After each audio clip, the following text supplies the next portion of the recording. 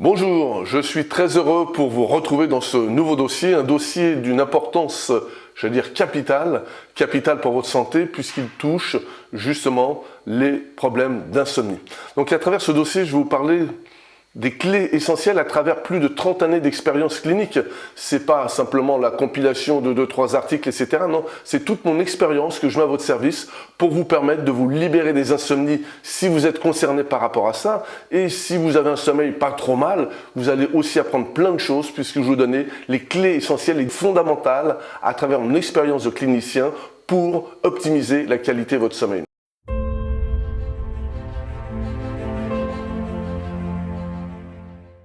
Alors pour aborder ce sujet, on va déjà faire un état des lieux. Qu'est-ce que le sommeil? Qu'est-ce qu'un bon sommeil? À quoi sert le sommeil? Et ensuite, nous aborderons les solutions. Alors j'aime bien cette phrase d'Arthur Schopenhauer qui dit la chose suivante: le sommeil est pour l'ensemble de l'homme ce que le remontage est à la pendule. Vous comprenez à travers cette citation toute l'importance que revêt le sommeil pour votre santé physique, pour votre santé psychique, pour votre santé mentale et j'allais même dire pour votre santé spirituelle.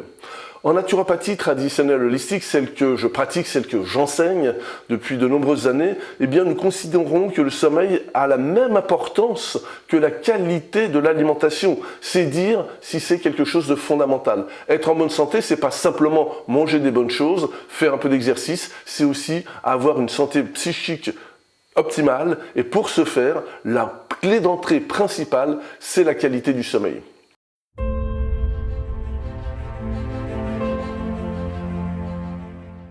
Alors, pour parler le même langage, définissons peut-être ce qu'est l'insomnie, c'est-à-dire un problème lié au sommeil. La définition littéraire, la définition médicale plus exactement, nous dit que c'est d'avoir des difficultés de sommeil, mais ces difficultés peuvent se traduire à différents niveaux.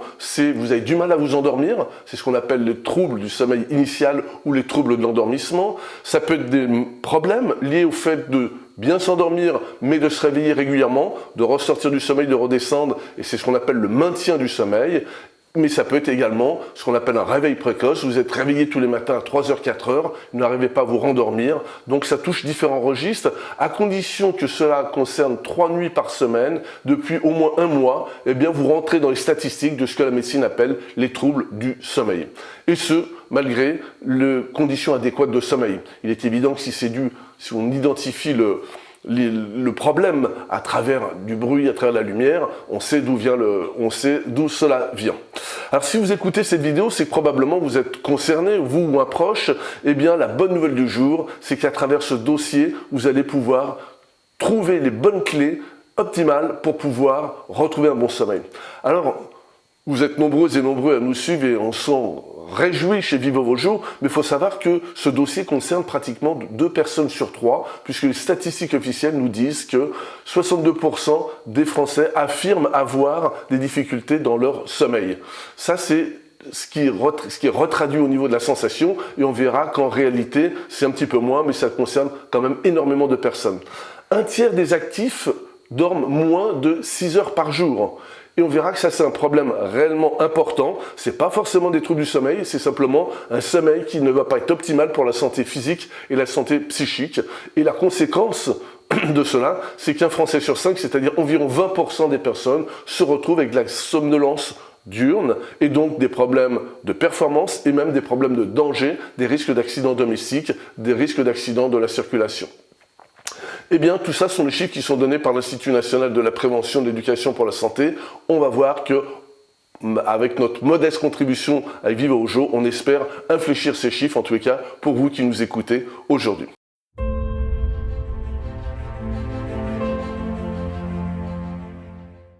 Alors, quelles conséquences cela va revêtir sur votre santé?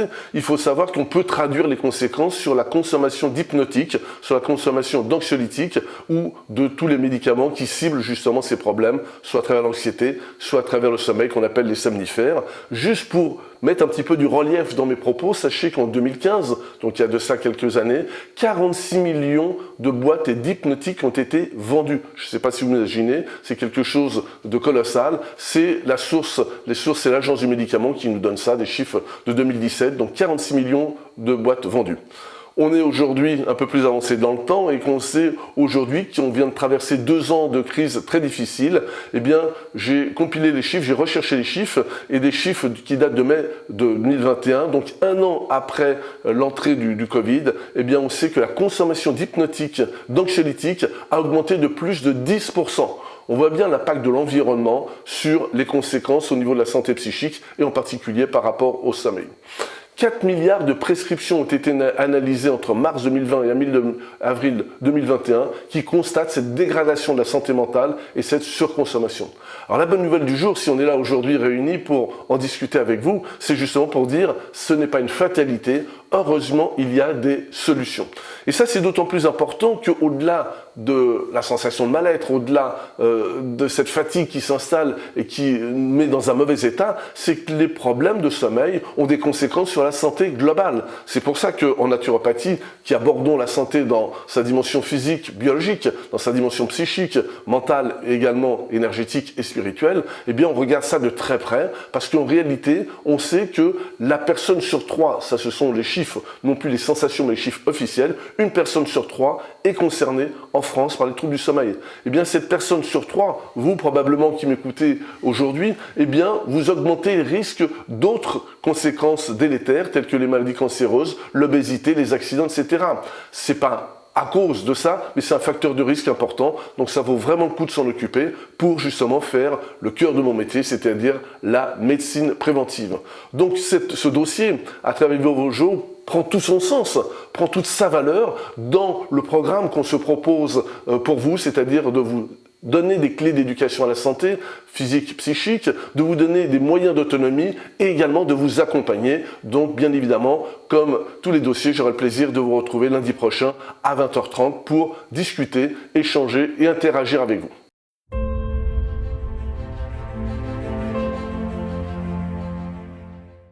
Alors pour donner du relief à mes propos, on va regarder un petit peu à quoi sert le sommeil. L'idée de ce chapitre, c'est vraiment de vous sensibiliser à l'importance qu'il revêt pour que, si vous avez des problèmes d'insomnie, à travers mes propos, vous puissiez améliorer, régler vos problèmes, et si votre sommeil est déjà à peu près correct, que vous l'optimisiez afin d'optimiser votre santé corps-esprit. Déjà, il faut savoir que le sommeil occupe à peu près 1/3 de notre vie. Ça représente 118 jours par an où on va être en état léthargique, en état de sommeil. Si la création, si l'intelligence de la vie ou si le grand esprit, comme l'appellent les Amérindiens, ont créé le sommeil, c'est qu'il a des fonctions capitales pour qu'il occupe 1/3 de notre vie. Donc avant de parler de comment retrouver le sommeil, regardons ce qui se passe. Eh bien, d'abord, ce qu'il faut savoir, c'est que les recommandations internationales préconisées par différentes instances, la OMS, etc., nous disent qu'un adulte qui a entre 20 et 60 ans devrait, pour pouvoir optimiser sa santé, avoir un temps de récupération situé entre 7 et 9 heures. Je vous rappelle que dans mes propos préalables, j'évoquais que la moyenne chez les adultes en activité était plutôt près des 6 heures que des 7 à 9 heures. Alors on verra tout à l'heure qu'il faut nuancer ces propos parce que on n'a pas tous les mêmes besoins et qu'il y a des moyens d'évaluer si vous dormez suffisamment ou pas. Vous en retrouverez entre autres dans les bonus que je vous propose, dans votre dossier, dans votre espace abonné. Mais 7 à 9 heures, c'est ce dont on a besoin. C'est bien plus que les 6 heures minimales ancrées dans l'inconscient collectif, dans l'imaginaire où on se dit ouais 6 heures c'est bon. Non, c'est beaucoup plus que ça. Le problème c'est que cette réduction du temps qui a évolué sur les 15 dernières années, une réduction d'1h30, eh bien, a des conséquences délétères sur la santé psychique et la santé biologique. Alors le sommeil, à quoi il sert? Déjà, vous ne le saviez peut-être pas, mais le sommeil est très important pour le système immunitaire. On nous a parlé beaucoup d'immunité ces derniers temps avec les épidémies, avec les virus qui circulent, etc. Mais je dirais le premier moyen d'agir, ce serait déjà de faire du préventif. Et un moyen extrêmement important, c'est de veiller à avoir un bon sommeil pour pouvoir optimiser votre immunité. Qu'est-ce qui se passe pendant le sommeil? Eh bien, il y a une augmentation de la production des globules blancs, ce qu'on appelle les gendarmes, ou ce qui constitue les armes immunitaires. Eh bien, ces globules blancs se développent pendant votre sommeil et on a également des anticorps qui sont développés, qui sont beaucoup plus présents à travers les sentinelles, c'est-à-dire ceux qui veillent à l'intégrité de notre corps, qu'on appelle les cytokines. Ça se passe pendant le sommeil. Si vous ne dormez pas suffisamment, vous allez avoir moins de sentinelles et moins de moyens de vous protéger, d'être en alerte par rapport à votre immunité. Ça, c'est le premier point extrêmement important. Donc optimisation de l'immunité grâce à un sommeil qualitatif et quantitatif. Deuxième point tout aussi important, c'est la maturation cérébrale. Donc pensez à nos jeunes qui ne dorment pas suffisamment, pensez à nos jeunes qui passent énormément de temps sur les écrans, les jeux, etc., au détriment de leur sommeil. Eh bien, le cerveau ne mature pas aussi bien et on va avoir un effet négatif sur la maturation du cerveau, c'est-à-dire l'intelligence, les facultés cognitives, et c'est quelque chose qui est extrêmement important. Ça, c'est pour le nouveau-né, c'est pour l'enfant, mais c'est également à travers le sommeil que se maintient l'acquisition des apprentissages.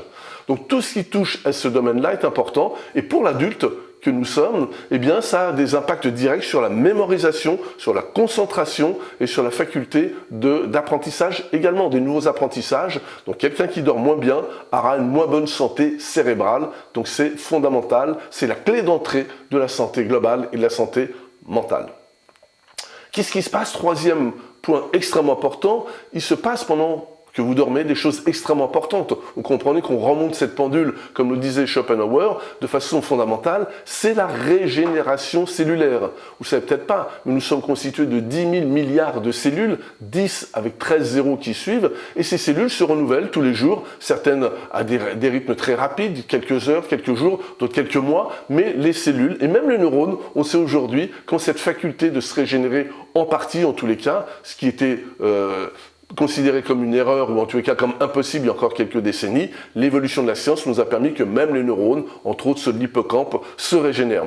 Eh bien cette régénération se fait essentiellement la nuit, à travers deux facteurs. Il y a déjà un facteur de nettoyage, les cellules se nettoient, c'est pur, se libèrent de leurs toxines, et ensuite il y a cette régénération, c'est-à-dire retrouver un état naturel qui est important. Si je prends un exemple, par exemple pour celles et ceux qui nous écoutent, qui pratiquent du sport, et du sport tel que la musculation ou autre, vous savez que c'est pas en faisant du sport qu'on développe la masse musculaire, ça se fait pendant la phase de repos, et en particulier pendant le sommeil. Qu'est-ce qui se passe ? Au moment où on dort, le corps est allongé, les cellules, donc les myocytes, les cellules du muscle reçoivent davantage d'oxygène, davantage de nourriture, et c'est à ce moment-là où elles peuvent se régénérer, elles peuvent se réparer et se développer. Les vaisseaux se dilatent et permettent de libérer également tous les déchets tels que l'acide lactique. On a une augmentation de l'hormone de croissance pendant le sommeil profond, et cette hormone est fondamentale, c'est celle qui permet de réparer et de régénérer. On augmente également une autre hormone qui s'appelle la prolactine, qui est celle de la lactation chez la maman. Donc vous voyez, il se passe plein de choses pendant votre sommeil. Donc on peut parler vraiment de l'importance du sommeil pour remettre les pendules à l'heure et au sens biologique du terme. Car vous le savez peut-être, mais le sommeil est un chronomarqueur, comme la prise des repas, et à travers les rythmes, on appelle les nictémères, c'est-à-dire l'alternance jour-nuit, toutes nos pendules biologiques se recalent. Quelqu'un qui dort pas bien décale petit à petit ses pendules et ça a des conséquences sur l'ensemble de l'organisme, entre autres au niveau neuro-endocrinien. On a entre autres ce point qui recale nos pendules, qui est situé à la base du cerveau. Eh bien, cette resynchronisation cérébrale se fait la nuit. Et c'est ce centre névralgique cérébral qui permet justement de rythmer les variations de température, de rythmer les sécrétions d'hormones, et entre autres une qui est très importante, qui est l'hormone du sommeil, qu'on appelle la mélatonine. Eh bien, c'est vers 2 heures du matin où son pic est maximal, et si on ne dort pas bien, trop tard, on se couche trop tard ou on a des problèmes, eh bien on a des problèmes de synchronisation, et une pendule mal synchronisée ne donne plus l'heure, et quand je parle de donner l'heure, c'est l'heure de la santé, vous l'aurez compris. Quatrième point important pour le sommeil, qu'est-ce qui se passe? Eh bien, il se passe, vous connaissez l'adage, qui dort dîne, eh bien, ça a du sens au niveau biologique et au niveau neuro-endocrinien, puisque le sommeil régule l'appétit. Vous retrouverez dans vos dossiers d'autres dossiers que j'ai fait à travers justement la gestion du poids. Eh bien, vous verrez que je parlais de certaines hormones qui ont un impact sur ouvrir l'appétit ou fermer l'appétit. Eh bien, cette synchronisation entre le manque de sommeil, eh bien, cet impact au niveau des réglages hormonaux se fait pendant le sommeil. La leptine, cette hormone qui est sécrétée par les adipocytes, c'est-à-dire les cellules du tissu adipeux, du gras, eh bien, est sécrétée de façon optimale pendant le sommeil profond. C'est-à-dire que si vous ne dormez pas suffisamment, eh bien, vous allez mal réguler votre appétit, vous aurez plus faim. Et à l'inverse, qui d'ordine, si vous avez un sommeil qualitatif, entre autres un sommeil profond, vous allez sécréter davantage une autre hormone qui s'appelle la ghrelin qui est sécrétée par les cellules de l'estomac. C'est celle qui a pour but d'amener la satiété.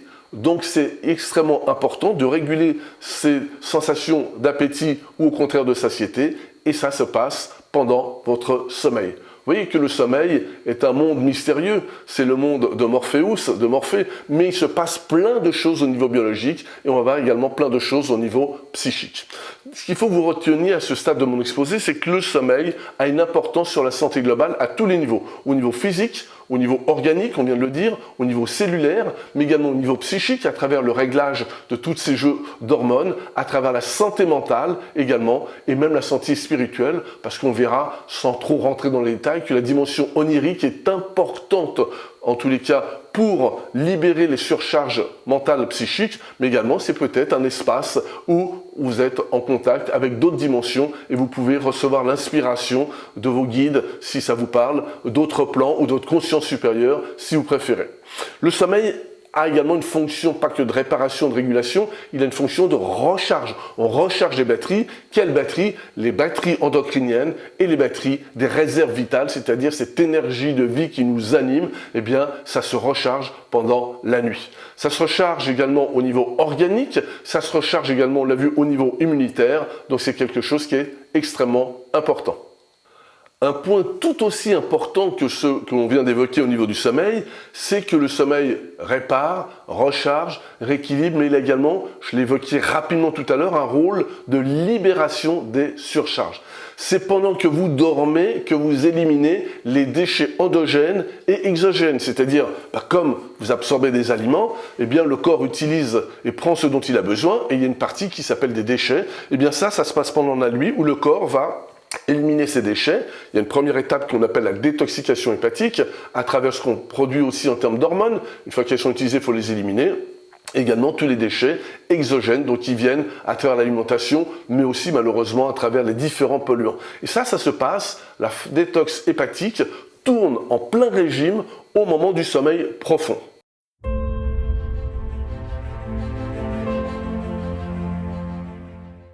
Après avoir exposé l'importance du sommeil, nous allons maintenant passer à la partie pratico-pratique.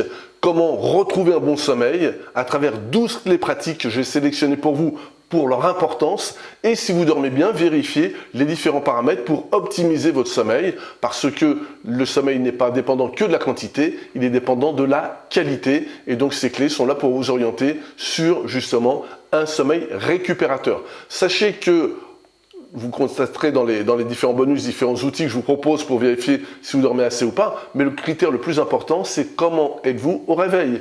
Est-ce que vous êtes en forme ou pas? Est-ce que vous vous réveillez prêt, avec plein d'énergie, prêt à démarrer? Alors certains qui sont les lève-tard ont du mal à démarrer, mais c'est pas gênant, sont bien, et ensuite c'est un peu comme les diesels, il faut que le moteur chauffe et démarre, mais d'autres démarrent très rapidement. Mais dans les deux cas, que vous soyez du matin ou du soir, vespéral ou nocturne, eh bien dans les deux cas, ce qu'il faut savoir, c'est dans quel état êtes-vous au réveil. Si vous n'êtes pas en forme et que régulièrement vous avez du mal à avoir de l'énergie, eh bien c'est que probablement vous avez besoin de ces 12 clés.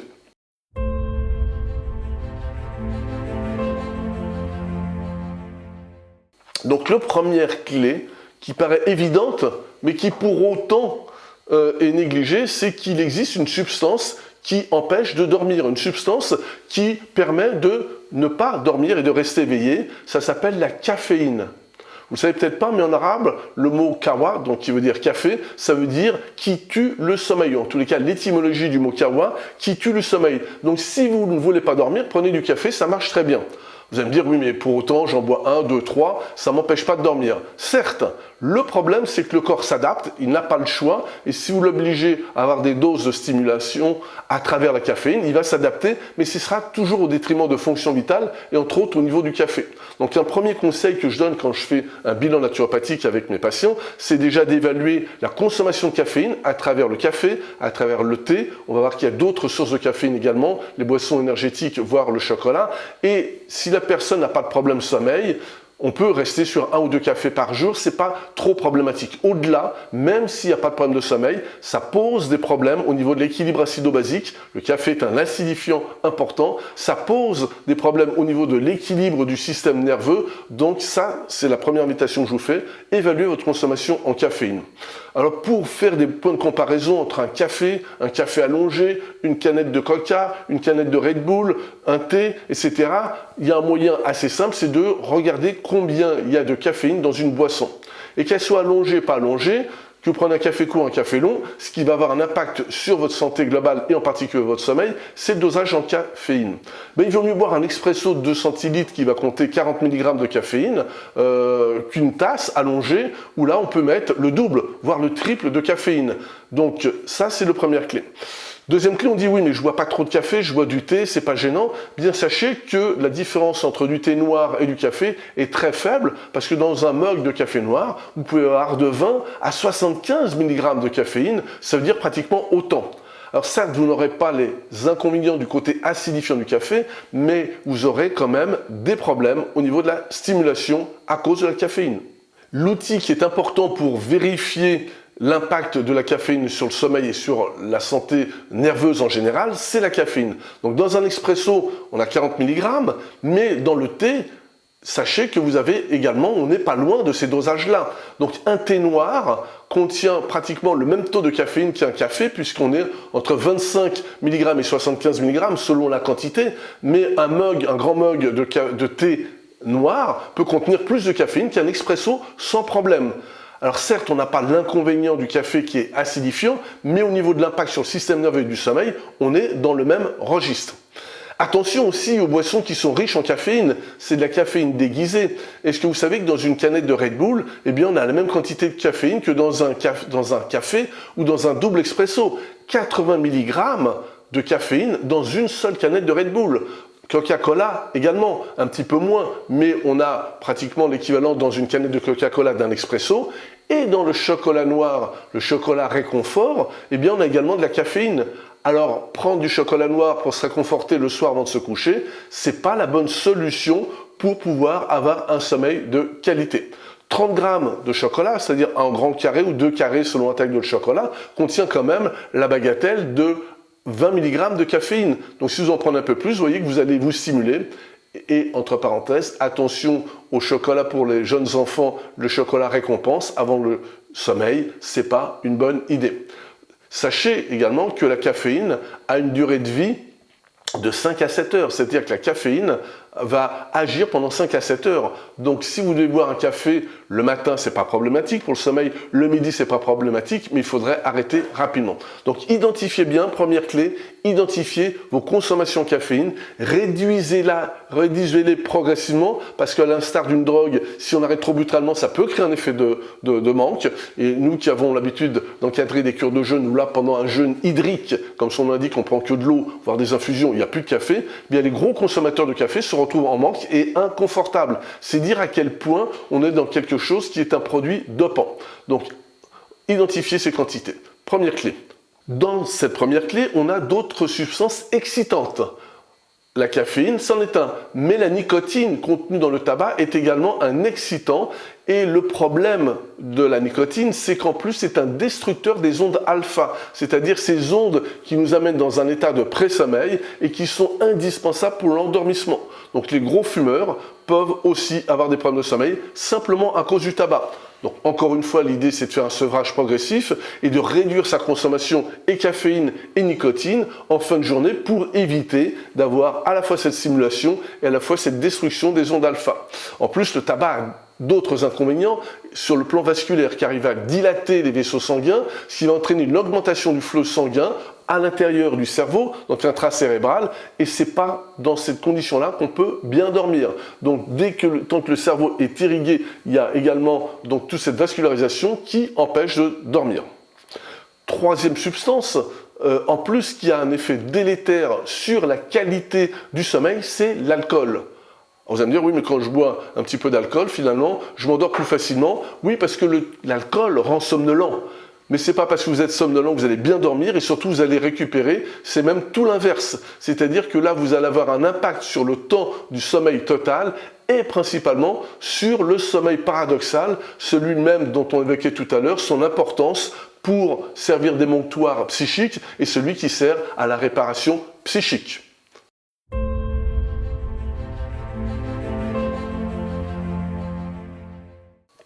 Deuxième clé importante, comment retrouver un bon sommeil ou comment optimiser la qualité de son sommeil, se coucher à heure régulière. Je vous l'ai évoqué tout à l'heure, c'est pour ça qu'on a fait cette petite partie pédagogique, savoir comment ça fonctionnait, les rôles et les objectifs du sommeil. Eh bien, se coucher à heure régulière et idéalement être endormi avant 23 heures.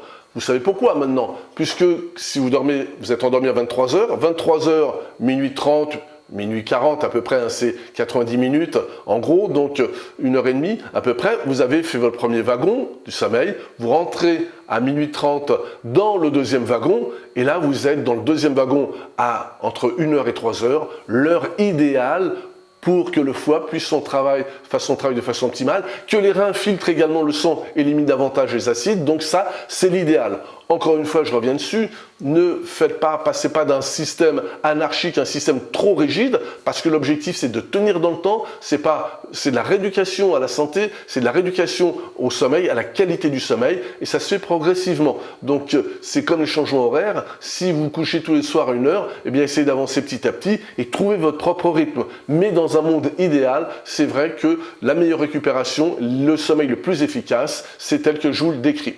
Donc n'oubliez pas que le sommeil est un chronomarqueur, donc c'est également pour ça que c'est important d'avoir une régularité au niveau de vos heures de coucher et de réveil, mais ça synchronise tout seul.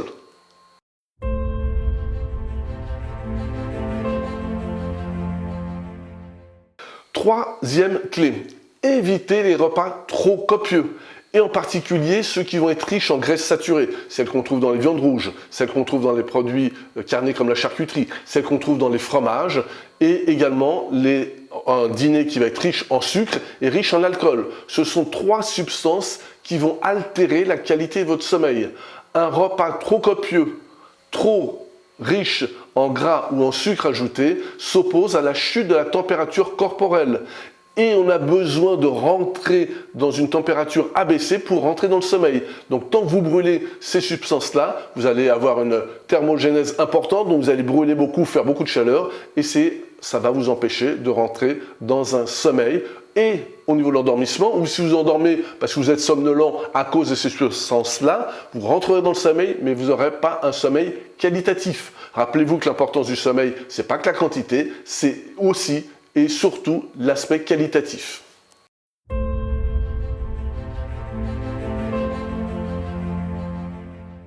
Quatrième clé d'un bon sommeil ou d'optimisation de son sommeil, c'est d'éviter une activité physique, une activité sportive intense, au moins 3 heures avant le coucher. Donc c'est pas le meilleur moment pour aller faire un footing en fin de journée, c'est pas le meilleur moment pour aller faire du crossfit ou pour aller taper dans la balle si vous êtes dans quelque chose d'intensif. Parce que vous allez augmenter votre température corporelle, parce que vous allez stimuler les hormones de l'activité, de l'éveil et à travers les hormones telles que l'adrénaline si vous êtes dans un sport intense, et c'est un antagoniste de ce dont le corps a besoin pour rentrer dans le sommeil. Donc tout ce qui est danse, muscu, crossfit, tennis, paddle, tout ce que vous voulez, à éviter au moins 3 heures. Donc vous pouvez aller si vous couchez vers 10h30, 11h, jusqu'à 20h, mais après ce n'est pas une bonne idée. Pour dormir, ce qu'il faut savoir, c'est qu'on n'a pas de commande neurologique qui dit « maintenant je passe du mode activité au mode sommeil ». Il n'y a pas de commande qui dit « je passe de l'éveil au sommeil ». En fait, au niveau neurologique, c'est bien plus complexe que ça. On a ce qu'on appelle un centre anti-éveil. En fait, pour pouvoir dormir, il faut bloquer le système de l'éveil. Comme il est plus actif, c'est ce qui permet de rentrer dans le sommeil. Or, une activité physique soutenue ou intense stimule le sens de l'éveil et donc ça empêche de mettre la clé dans le système qu'on appelle anti-éveil. Donc, le sport soutenu stimule. Par contre, on verra qu'une petite marche après le dîner, ça ne pose pas de problème. On y reviendra tout à l'heure.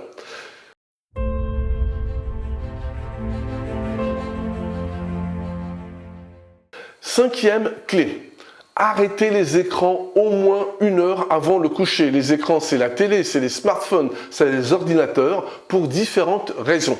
D'abord, ce qu'il faut savoir, c'est que c'est une activité qui stimule cette fois non plus le corps, mais le psychisme, le cerveau, et que du coup, on va être en activité et on va être dans des ondes cérébrales très soutenues qui va empêcher de rentrer dans les ondes alpha, qui est l'antichambre du sommeil. Donc ça, c'est extrêmement important. Mais il y a un deuxième paramètre qu'on redéveloppera tout à l'heure, c'est également cette lumière des écrans qui va empêcher de faire de la mélatonine. Je le redéveloppe dans quelques instants. Donc, certains me disent, oui, mais je m'endors devant la télé. C'est pas une bonne idée. Pourquoi ? Parce que peut-être que ça facilite l'endormissement. Il faut dire qu'avec le nombre d'émissions cucul à praline, comme on dit de façon métaphorique, c'est pas étonnant. Bon, c'était une blague, mais pour vous dire que c'est surtout, on va saturer le cerveau avec du son, avec de la lumière. Donc, on va perturber ses fonctions électromagnétiques. Et même si vous endormez facilement devant la télé, vous n'allez pas récupérer. Donc, le sommeil devant la télé ne sert à rien au niveau de la récupération. Il vaut mieux repérer quels sont vos besoins, aller au lit, se coucher avec un bon livre, c'est beaucoup plus pertinent, ou avec l'écoute d'une musique apaisante, on verra dans le rituel du coucher.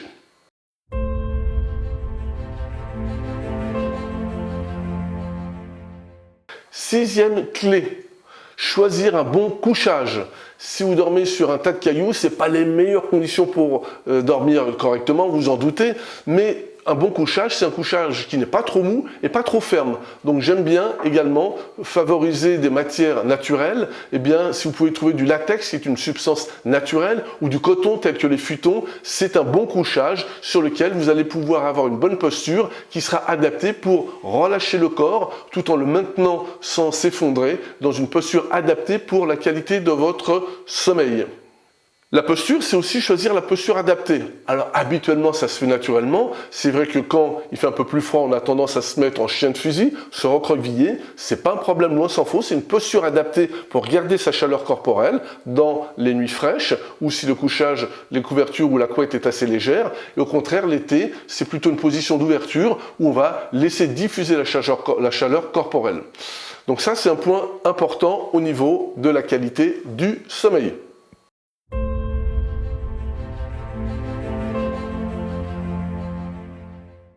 Septième clé, dormir dans une chambre aérée. C'est hyper important de renouveler l'air parce que la nuit, la ventilation est altérée, on respire beaucoup moins, on a des cycles respiratoires beaucoup moins amples que la journée.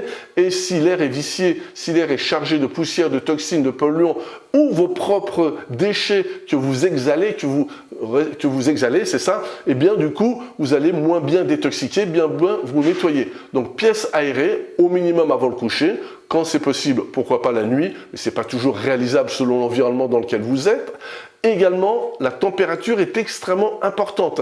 La qualité de la température est fondamentale. Vous devez, pour avoir un bon sommeil, dormir dans une chambre fraîche, qui est idéalement entre 16 et 18 degrés, 17-18 degrés étant la chaleur optimale, la température optimale pour rentrer dans cette baisse de température corporelle nécessaire. Charge à vous de vous recouvrir pour ne pas avoir froid et comme dit l'expression, garder la tête froide, c'est-à-dire que la tête, si elle a 16, 17, 18 degrés dans une chambre, c'est l'idéal et la couette permet de maintenir la température corporelle si nécessaire.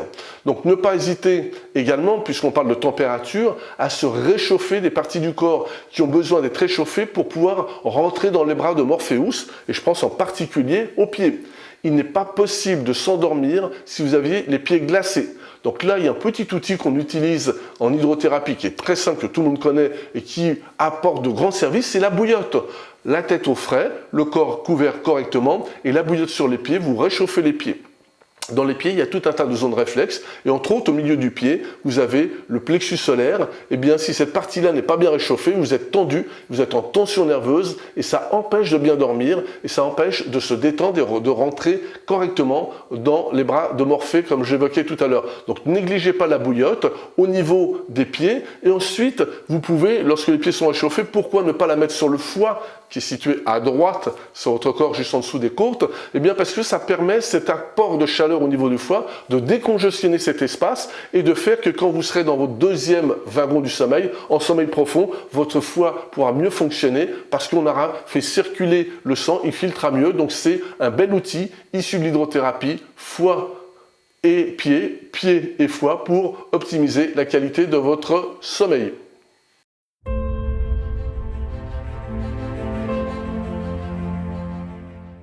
8e clé, évitez toute pollution lumineuse. C'est extrêmement important, surtout si vous habitez en ville, qu'il y a des éclairages publics qui sont près de votre habitation, de votre chambre. Eh bien, c'est important soit d'obstruer avec des volets, avec des rideaux, ou à défaut, il existe des masques confortables que l'on peut mettre pour pouvoir être dans le noir. Parce que l'hormone du sommeil, qui s'appelle la mélatonine, n'est libérée que sous l'effet de l'obscurité. Donc comprenez que si vous dormez qu'il y a de la lumière, eh bien cette mélatonine sécrète beaucoup moins, et beaucoup moins sécrétée par votre glande pinéale, qui est la glande endocrine qui sécrète cette hormone-là, et donc du coup, moins de mélatonine, moins bonne qualité de sommeil, et problème également d'endormissement.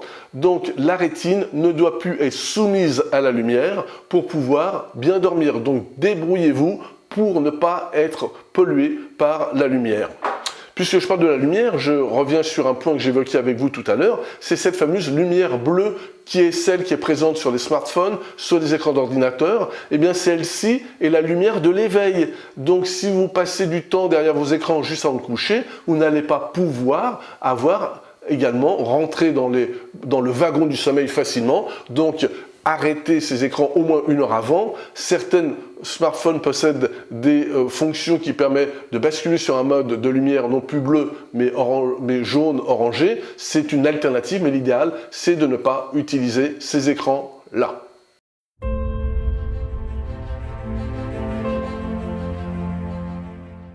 9e clé.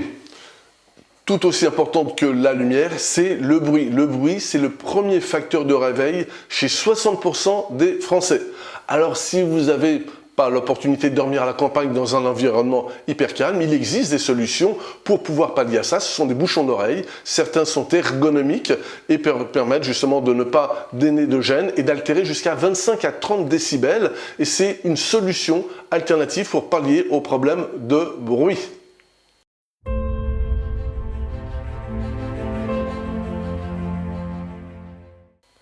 10e clé, évitez toute pollution électromagnétique qui vont contrarier les ondes cérébrales et la qualité du sommeil. Alors j'en ai parlé de certaines tout à l'heure à travers les ondes électromagnétiques de la télévision, des smartphones, mais il y en a d'autres auxquelles il faut penser et ne pas les négliger, qui sont même encore plus importantes. C'est ce fameux réseau sans fil qu'on appelle la Wi-Fi.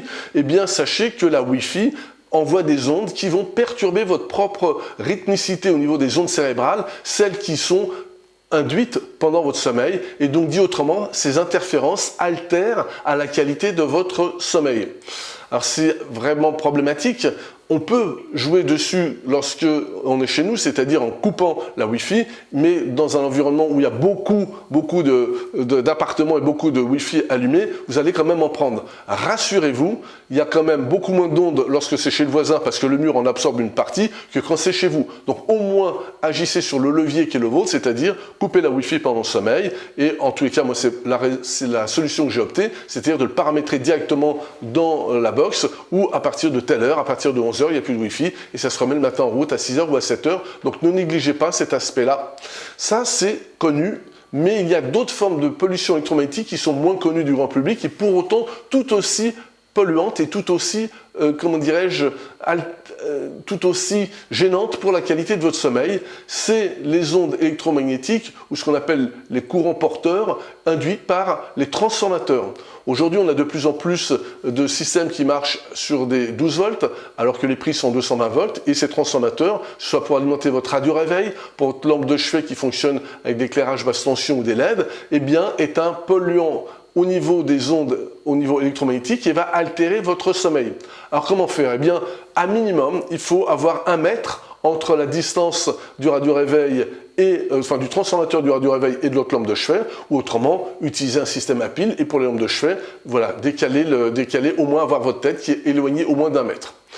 Une chose évidente, mais pour autant, tout le monde ne le fait pas. Quand on fait des statistiques, on se rend compte que beaucoup de personnes dorment avec leur portable. Eh bien, le portable doit être coupé au minimum ou en mode avion.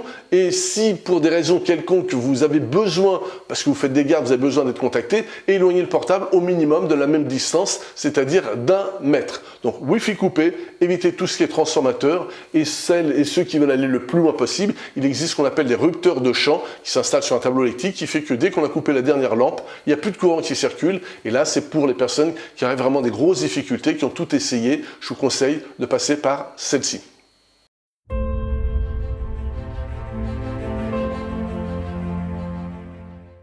Onzième clé, pour les plus sensibles aux pollutions géologiques ou cosmotelluriques, c'est-à-dire celles qui viennent de la Terre ou celles qui viennent d'en haut, eh bien, ces ondes sont partout, sont omniprésentes. Il y a des ondes cosmiques, il y a des ondes telluriques, et il n'est pas toujours possible de faire venir un géobiologue, de réorganiser. Il y a une première chose à faire si vous êtes concerné par rapport à ça, c'est du pragmatique, changer votre lit de place dans la mesure du possible, et si c'est envisageable, on sait que les personnes qui ont la tête de lit au nord, ou à défaut, si vous ne pouvez pas à l'est, eh bien, vont prendre moins de pollution géologique par rapport aux courants porteurs, par rapport à ce qu'on appelle le réseau Hartmann ou d'autres réseaux qui existent, eh bien, en ayant la tête au nord et ou en déplaçant le lit, vous pouvez pallier à des inconvénients. J'ai réglé beaucoup de problèmes auprès de mes patients, simplement en faisant cet effet. Ils étaient sensibles aux pollutions. Tout le monde n'a pas la même sensibilité, donc certains vont dire c'est des bêtises, d'autres vont dire mais si ça marche, eh bien, on a une sensibilité différente. En tous les cas, essayez cette solution, ça ne coûte pas grand-chose, changez de place et dans la mesure du possible,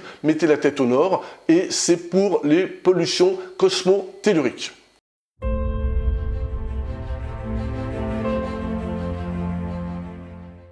Douzième clé, on a parlé d'activité physique tout à l'heure en disant attention au sport intense 3 heures avant le coucher. Eh bien, à contrario, une petite promenade le soir, c'est quelque chose qui est extrêmement intéressant parce que cette promenade de soir va permettre à la fois d'apaiser l'esprit, de lancer les circulations au niveau métabolique, ça apaise le corps et l'esprit et là, au contraire, ça ne s'oppose pas à la qualité d'un bon sommeil, ça le facilite et les anciens le savaient dans les campagnes, après le dîner, on allait faire une petite marche et ensuite on allait se coucher. Eh bien ça c'est quelque chose qui peut être très intéressant, surtout quand on arrive vers les journées allongées où il fait encore nuit assez tard, eh bien une petite promenade. Voilà. En plus de ces 12 clés-là, donc je vais vous donner peut-être un bonus, c'est la 13e clé, eh bien sachez que si vous avez des problèmes d'insomnie initiale, il est important de ritualiser votre coucher. Ritualiser, ça veut dire quoi? Ritualiser, ça veut dire qu'en fait, il faut faire une routine. Donc vous savez que, par exemple, vous allez vous coucher à 22h30, à 23h, eh bien, 1 heure avant, vous allez commencer à discuter de moins en moins, à aller de moins en moins dans le bruit et petit à petit à faire un retour sur vous, apaiser les échanges avec l'extérieur. Peut-être que pour ritualiser votre coucher, vous pouvez également mettre une musique apaisante, quelque chose qui vous plaît, et c'est comme un rituel, vous l'enclenchez et au cerveau, on est en train de dire attention, on installe une habitude, ce qu'on appelle en neurosciences une routine. Eh bien, cette routine va être un signal, un peu comme Pavlov, où vous savez qu'avec la clochette, c'était le moment où on lui donne à manger, et même quand il n'y avait même plus les repas, le chien continuait de Pavlov à saliver. Eh bien, en installant cette routine que vous allez installer de façon individualisée, personnalisée, à travers une baisse de l'activité, peut-être ritualisée à travers une musique, une bougie que vous allumez, si ça vous parle, un bâton d'encens, ce qui vous convient, pourvu que ce soit un rituel et que vous répétez. Et vous allez voir qu'au bout d'un certain temps, c'est comme si vous disiez à votre cerveau, ok, maintenant c'est l'heure d'aller se coucher, tu as passé du mode on, en mode off, du mode éveil au mode anti-éveil. Donc ça, c'est une clé qui marche bien pour les personnes qui ont essayé toutes les autres clés et qui, malgré tout, ont encore du mal pour les problèmes des troubles d'endormissement initial. Testez ça, faites-moi parvenir de vos expériences et on se retrouve lundi prochain pour en parler.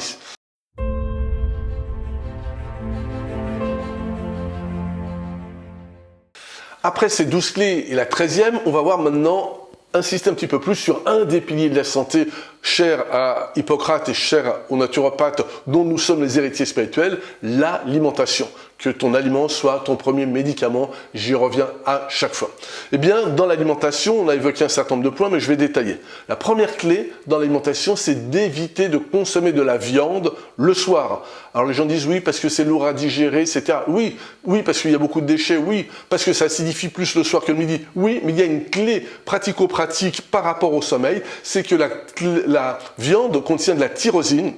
Cet acide aminé est le précurseur de la dopamine et quand on amène la tyrosine le soir, on fait plus de dopamine et c'est juste l'hormone qui nous sert pour le matin mais pas pour dormir. Donc la viande le soir, à éviter, sauf encore une fois exception, mais ça c'est hyper important dans le registre de l'alimentation.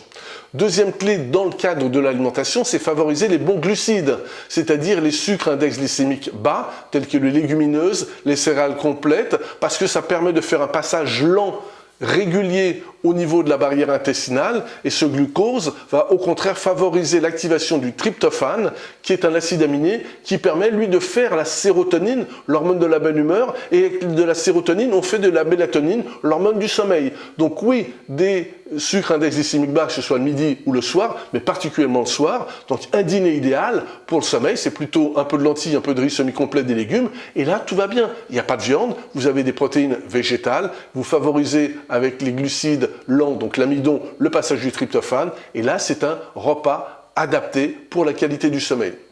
Troisième clé, on a parlé de la mélatonine, eh bien il faut savoir que la mélatonine est présente dans un certain nombre d'aliments, et si vous en mangez un petit peu plus, vous fabriquez un peu plus de mélatonine naturelle, même si on peut en prendre en complément alimentaire. Je préfère toujours favoriser ce que le corps est capable de fabriquer ou d'assimiler.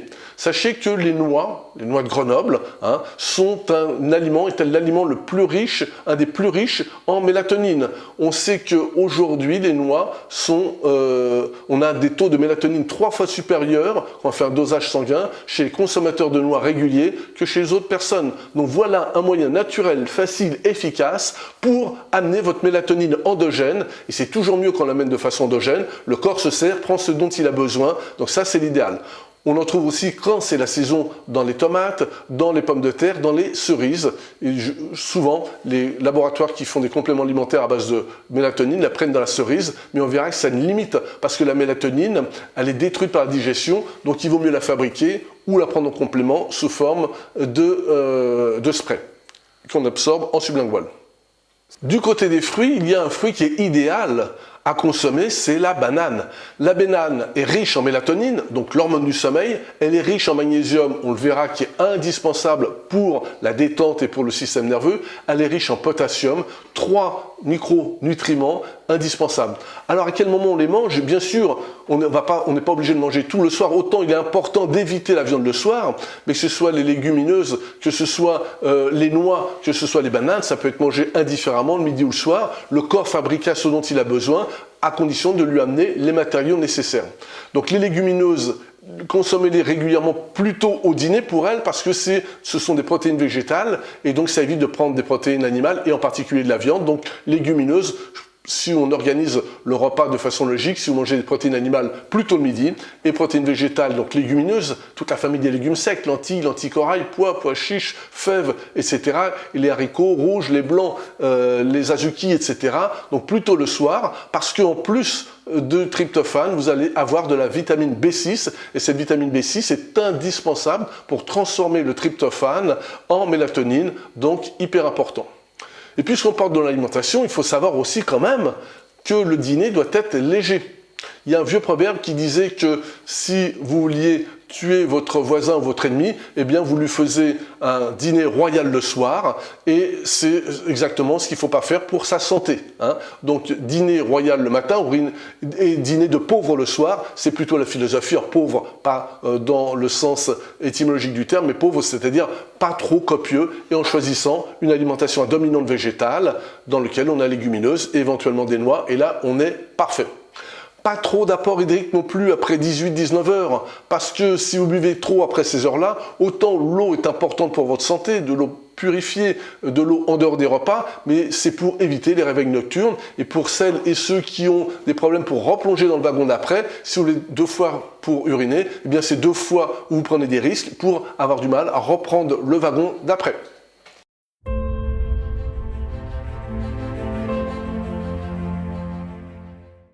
Quelques conseils maintenant d'un point de vue neuropsychique, c'est-à-dire tout ce qui touche la dimension du stress, du cerveau, du système nerveux, pour pouvoir favoriser le sommeil et avoir un sommeil qualitatif.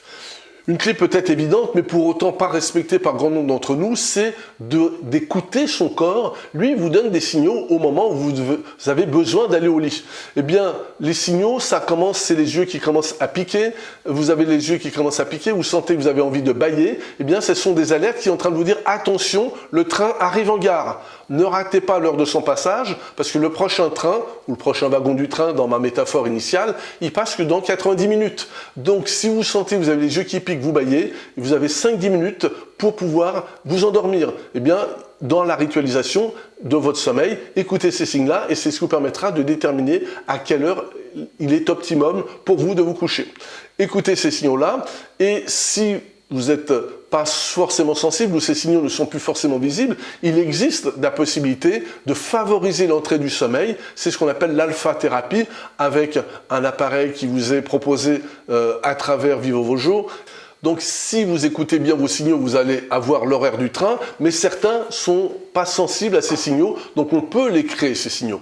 Et là, c'est toutes les techniques de relaxation, toutes les techniques de méditation et d'alpha-thérapie, c'est-à-dire des musiques synchronisées sur les ondes cérébrales pour enclencher les ondes alpha à travers des ondes, à travers des jeux de lumière. On fait ce qu'on appelle de l'alpha-thérapie. Il existe tout un tas de possibilités à ce niveau-là, et donc ça, c'est important.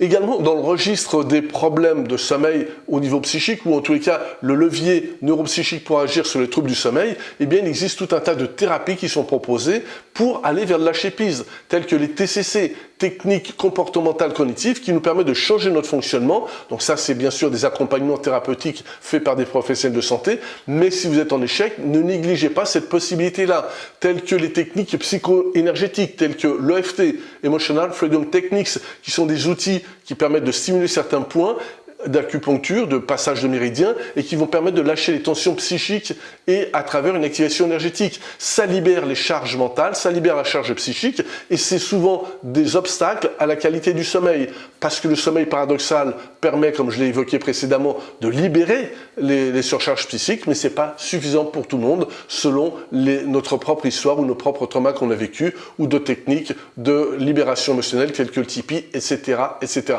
Donc il y a beaucoup d'outils, il faut également les utiliser pour l'optimisation du sommeil, pour retrouver un sommeil qualitatif.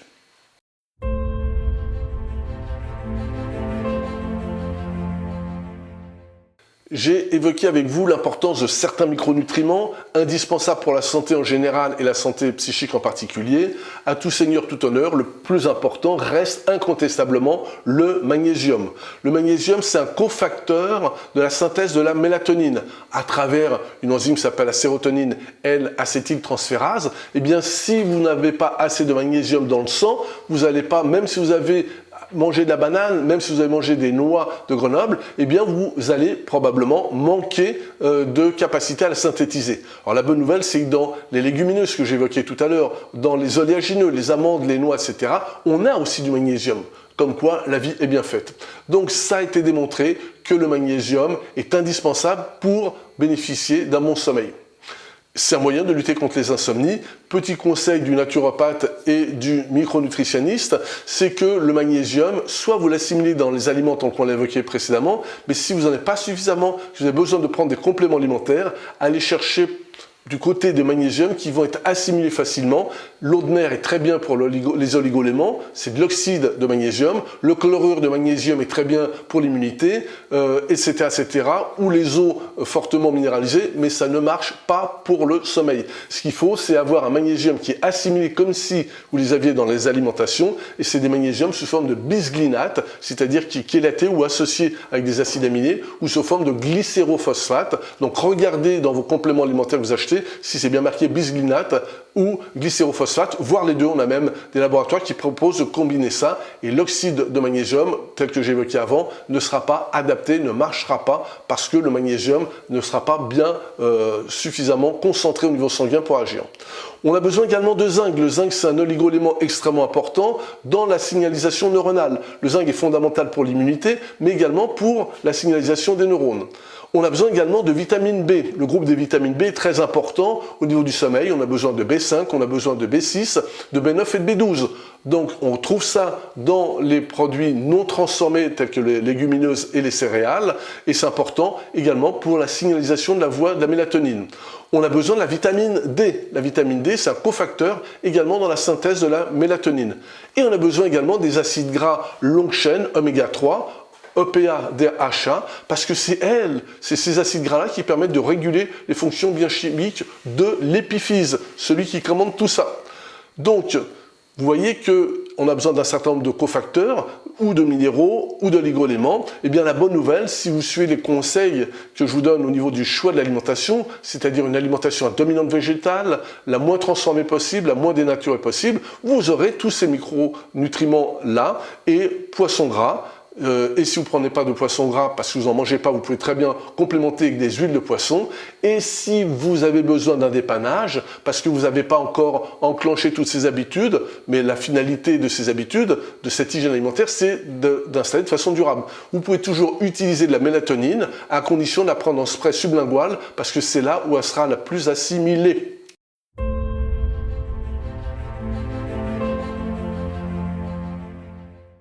Nous arrivons du côté de ce que offre Dame Nature pour pouvoir faciliter le sommeil. C'est une belle alternative aux hypnotiques, aux anxiolytiques. Alors bien évidemment, si vous êtes sous traitement médical, c'est pas vous qui devez modifier le traitement, c'est votre médecin qui doit le modifier. Mais si vous n'êtes pas sous traitement médical et que vous avez ces problèmes, vous avez la possibilité d'utiliser les plantes à cet effet.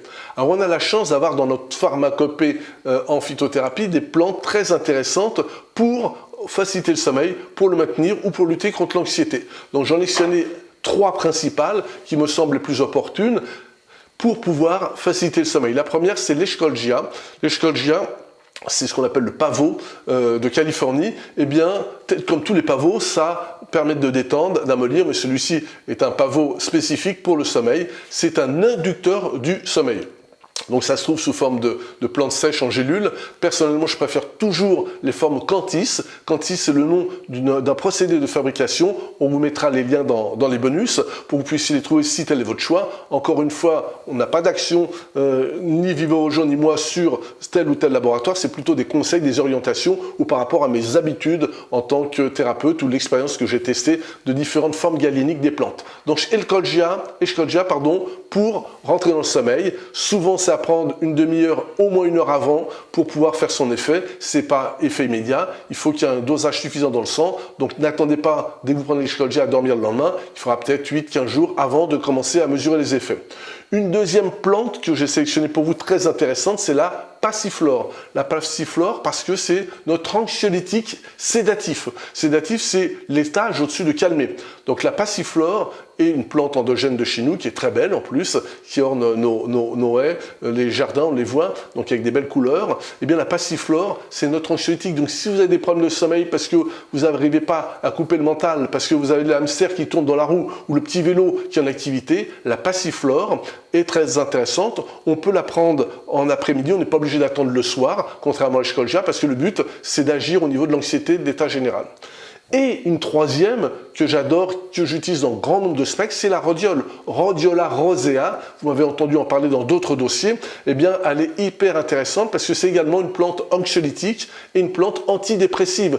Donc on sait que le dépressif soit dort plus, soit dort moins, mais ça perturbe également le sommeil, les états dépressifs. Donc plusieurs choix pour rentrer dans le sommeil Eschscholgia. S'il y a de l'anxiété, s'il y a de l'inquiétude et que vous avez besoin de calmer le jeu, plutôt du côté de la passiflore. Et si derrière, c'est plutôt l'anxiété avec un état de dépression ou de déprime qui amènera la dépression, la rhodiole.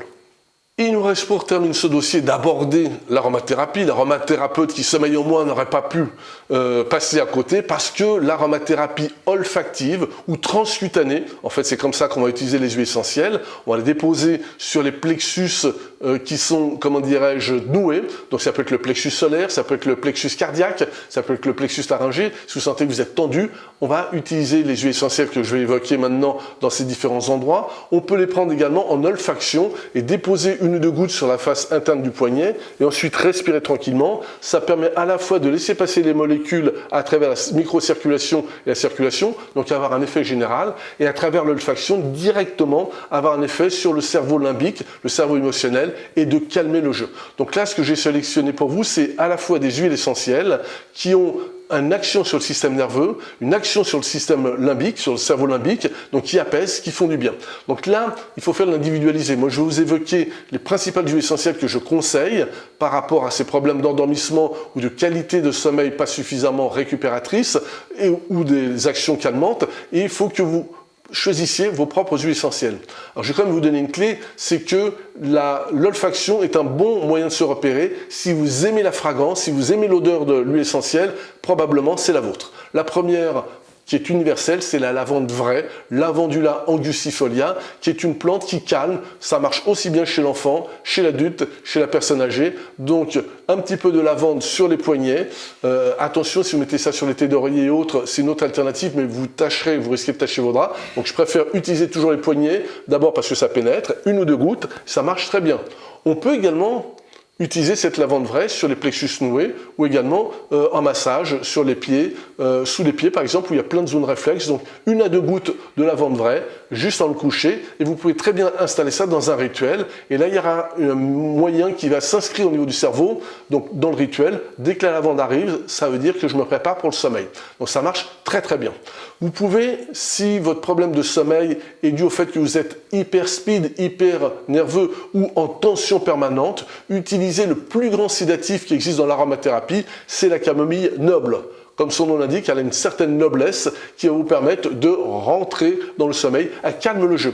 Elle n'est pas hypnotique, elle est sédative, c'est-à-dire qu'elle calme le jeu et du coup elle permet de passer d'un mode d'activité intense à un mode de ralentissement au niveau cérébral. Elle vous aidera. L'utilisation est toujours la même. 1 à 2 gouttes de camomille noble sur les faces internes des poignets. Respiration profonde pendant 2-3 minutes pour l'aspect olfactif.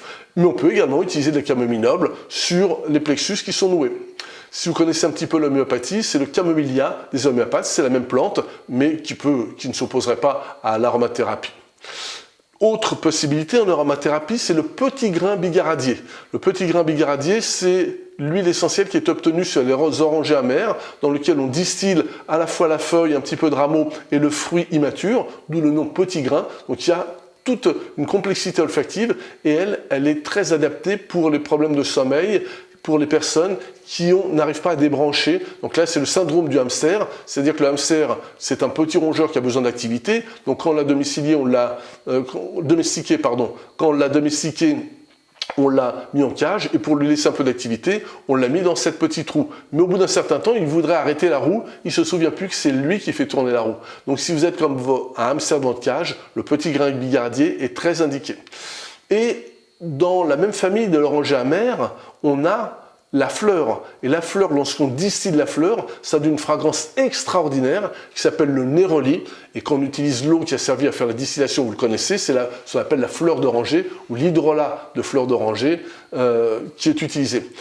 Et c'est un moyen très simple à se souvenir du néroli. Sa fonction, c'est les nerfs au lit, ça apaise les nerfs au lit. Et donc ça marche très très bien. Donc là, comment vous allez choisir entre le petit grain bigaradier, le néroli, il y a l'olfaction qui va jouer beaucoup. Si vous sentez que l'un corresponde mieux au niveau olfaction, choisissez-le. Et il y a aussi le fait que le néroli est un neurotonique, c'est-à-dire que si vous êtes plutôt dans une phase d'épuisement, de surmenage, et que vous avez des problèmes de sommeil à cause de ça, le néroli est pour vous. Il nous reste également le yuzu, qui est moins bien connu, mais qui est également une agrume asiatique, qui sent très très bon. Et donc voilà une autre possibilité. Et en dernier lieu, un autre agrume, la bergamote. La bergamote qu'on peut utiliser également en diffuseur.